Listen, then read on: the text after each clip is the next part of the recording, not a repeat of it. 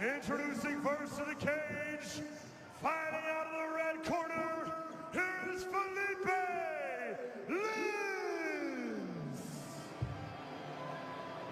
40-year-old Phillip is coming back after a 2-year layoff.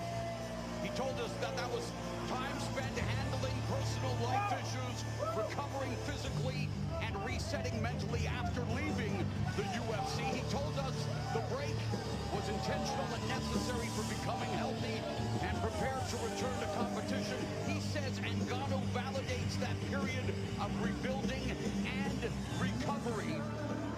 He is on a 4-fight winning streak, and he knows standing still against Ngannou is like playing tag with a freight train. Yeah, and Mark, feeling healthy and sustaining that healthy feeling for this long, it's huge for the psyche of a fighter, knowing that you're going to be able to bring 100% of your weapons in this fight. The underdog told us, hey, this isn't power versus power. It's intelligence versus destruction.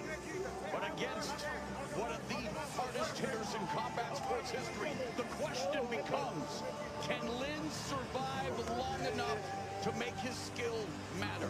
Yeah, I think it comes down to footwork, his ability to diffuse the pressure of a pressing Ngannou. Got to be able to get in and out and frustrate Ngannou for as long as possible. Lin's a teammate with Junior Dos Santos, who we saw get knocked out in the first round by Robelli's Despain, who I'm sure is going to be watching with vested interest, would love a chance to face the winner of this fight. But when he talked to Junior Dos Santos, who previously, by the way, fought Ngannou, was stopped in the first round. But Lin said the value isn't about secret strategy. It's about understanding range, pressure, and the physical reality of sharing the cage with one of the most dangerous men in the world. He's definitely right about that. Has a plethora of heavyweight training partners over at American Top Team.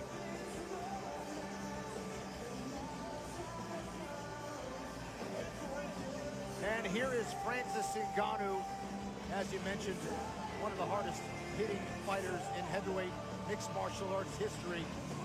Made his debut against Tyson Fury. A lot of people know him because of that. Did extremely well in his boxing debut. Currently on a 7-fight MMA win streak.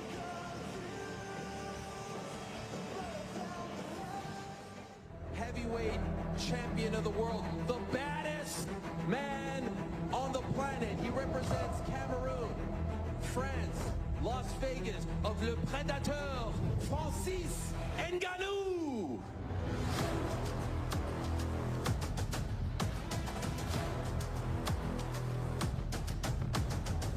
He's more in a position to come after me than I'm in the position to go after him. So one way or another, take him out of my way.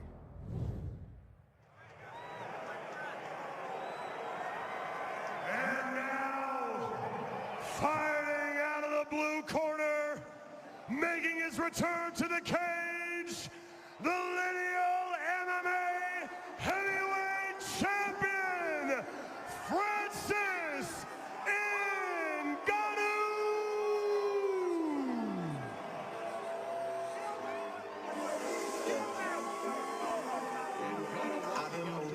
Canadian Drake dropped one of 3 albums yesterday called Iceman, and Ngannou always looking to put his opponent on Iceman. He left the UFC not because he couldn't compete, but because he wouldn't compromise. Now, critics say he sacrificed legacy, but Ngannou told us that he sees it differently. He's looking to provide security, health care, and opportunity for his family. That is the legacy that he says matters. In a sport built on sacrifice, he chose control. Yeah, and he came out looking like an executioner, hoping to send another person into the shadow realm. And this is a guy who started out extremely athletic. He was very raw when he came to the sport. Quick learner, but has developed into a phenomenal world-class mixed martial arts. Yeah, returns to the sport with what his coach at Extreme Couture, Eric Nixick, called a renewed hunger. He's lighter, sharper, improved cardio, and a mindset that even at 39 continues to evolve. We know about his power, but he has added more grappling skills and another layer beyond power striking. That came into training camp at the lightest weight, I think, ever. And he talked about his camp and coaches being really happy with his progress. Yeah, and he told us, hey, he respects Lin's. He respects Linz as a guy with some speed, kicks, and tactical versatility. The question, though, is can Linz survive the first clean shot? And he looks absolutely shredded. When I saw him on the scale, I said, oh, what is he? 230, 235? He was still 257 pounds, ripped and ready.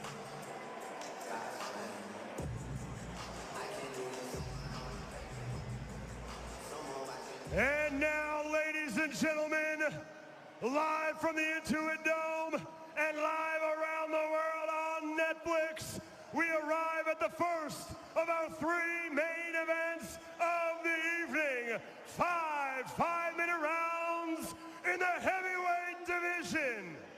Our 3 judges scoring this bout at cage side: Ron McCarthy, Jonathan Romero, and Chris Crail. And our referee in charge, when the bell rings, is Herb Dean. And now, ladies and gentlemen, 2 warriors, 1 fight. Who wants it more? Introducing first, fighting out of the red corner, wearing the black trunks with white trim, he stands 6 feet, 2 inches tall. He weighed in at 220.6 pounds. Tonight, he enters the cage with a professional MMA record of 18 victories versus 5 defeats. Fighting out of Natal, Rio Grande del Norte, Brazil. Introducing the PFL Heavyweight Tournament Champion, Phillip Monstro Linz.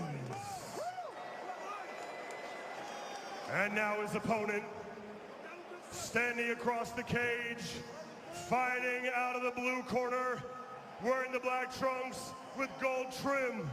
He stands 6 feet, 4 inches tall. He weighed in at 257 pounds.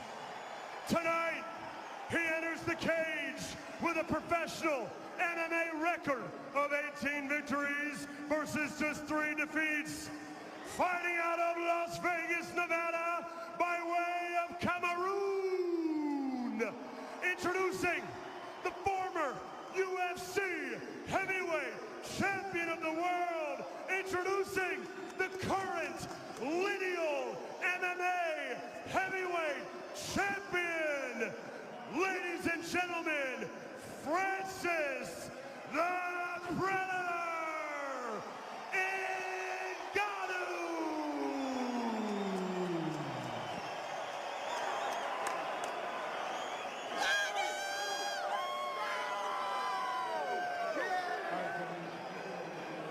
Protect yourself at all times.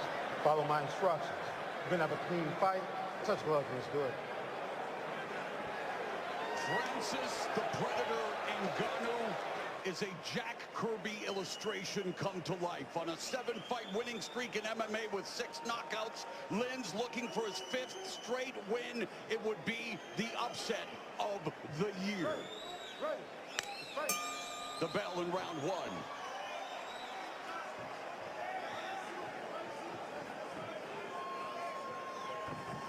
Francis said he's going to be very patient, looking for these combinations.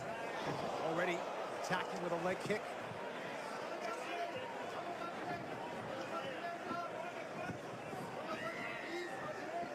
Mauro Ranallo along with 3-time UFC title challenger Kenny Florian. Cage side, the left and the right from Ngannou. Oh, kick by Ngannou.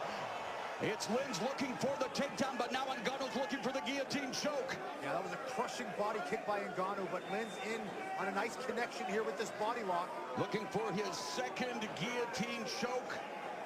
The first submission of his career back in 2014 was via the guillotine for Ngannou.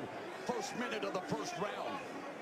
And the break as Linz putting his size on Ngannou, but he's the smaller man. Ngannou doing a good job with that left overhook. See if he can circle away from the cage here. While Linz has dabbled in heavyweight, he was most successful at 205, but having the opportunity of a lifetime here on this landmark event. The first MMA card on Netflix, and Linz willing to enter the danger zone. Right uppercut, left hand, Linz looking for the takedown. The